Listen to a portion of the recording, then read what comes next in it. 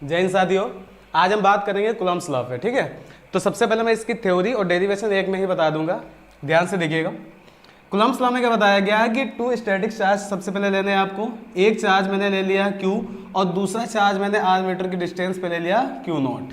क्या ले लिया? Q not. आप सभी को पता है कि यहाँ पे जब आवेश की बात की जाएगी, चार्ज की बात की जाएगी, तो इसमें तुम्हारे दो फोर्स का एक्सपीरियंस किया जाएगा, या तो अट्रैक्टिव फोर्स होगा या तो रिपल्सिव फोर्स हो जाएगा, यानी या तो अट्रैक्ट करेंगे या तो रिपल करेंगे। हमने कहा दोनों ही अगर प्लस प्लस है तो इसका मतलब होगा कि इसमें कौन सा फोर्स हो जाएगा, एक दूसरे को रिपल करेंगे तो रिपल्सिव फोर्स हो जाएगा। अगर एक माइनस और दूसरा अगर प्लस ले लेते हैं तो कौन सा होता है यहाँ पे भैया? अट्रैक्टिव, यानी अट्रैक्ट करेंगे, अट्रैक्शन फोर्स हो जाएगा। तो सबसे पहले बताया गया अगर यहाँ पे टू स्टैटिक्स चार्ज लेते हैं, एक Q और दूसरा Q नॉट लेते हैं, दोनों को r मीटर की डिस्टेंस पर रखते हैं, तो इसमें कौन सा फोर्स भैया पाया जाएगा? तो इसमें फोर्स पाया जाएगा आपका रिपल्सिव फोर्स, यानी एक दूसरे को रिपेल करेंगे। क्या करेंगे? रिपेल करेंगे। ठीक है, तो देखो कूलाम ने क्या बताया था, कूलाम ने बताया था कि force is directly proportional, force is directly proportional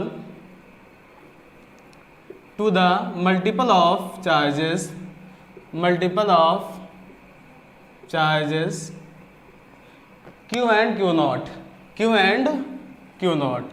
तो you can write F is directly proportional Q and Q naught, इसको मान लेते हैं first.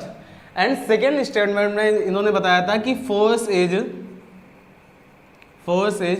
Inversely proportional, inversely proportional, inversely proportional to the square of distance, to the square of distance, distance.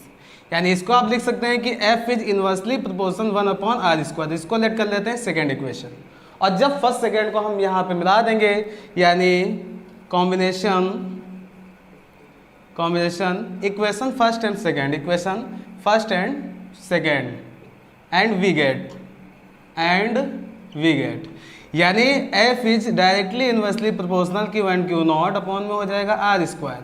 तो जैसे मैं यहाँ पे इनवर्सली और डायरेक्टली प्रोपोर्शनल का सिंबल हटाऊंगा तो इसके स्थान पे आ जाएगा कांस्टेंट K। क्या आ जाएगा इसके स्थान पे? कांस्टेंट K आएगा, यानी F is equal to K, Q and Q naught upon में हो जाएगा r²। K यहाँ पे क्या है? K है यहाँ पे कांस्टेंट। तो जब इन्होंने एक्सपेरिमेंट किया तो एक्सपेरिमेंट करने के बाद में कांस्टेंट K की यहाँ पे इनको वैल्यू मिली थी 1/4πε0। तो जब मैं इसके स्थान पर वैल्यू पुट कर दूंगा तो F इज इक्वल टू हो जाएगा 1/4πε0 Q and Q naught upon में क्या आ जाएगा? r²। ठीक है, इसकी न्यूमेरिक वैल्यू थी 9 × 10⁻90। ठीक है, अब यहाँ पे देखो जो एप्सिलॉन नॉट दिखाई दे रहा है ये प्रूफ हो गया, यानी यही क्या है तुम्हारा कूलम्ब्स लॉ है। ठीक है, ये प्रूफ हो चुका है, हैंस प्रूव्ड। अब यहाँ पे देखो जो एप्सिलॉन नॉट है ये है permittivity of space, free space, यानी इसको बोलते हैं permittivity of, permittivity of free space. किसमें है ये?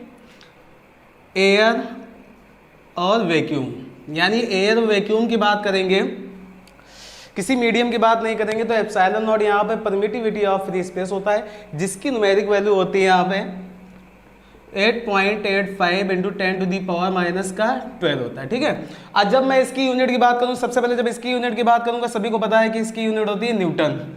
क्या होती है? न्यूटन। लेकिन जब मैं यहाँ पे एप्सिलॉन नॉट की यूनिट की बात करूँगा तो इसको लिख सकता हूँ यहाँ पे कूलम्ब स्क्वायर पर न्यूटन मीटर स्क्वायर होता है। क्लियर है?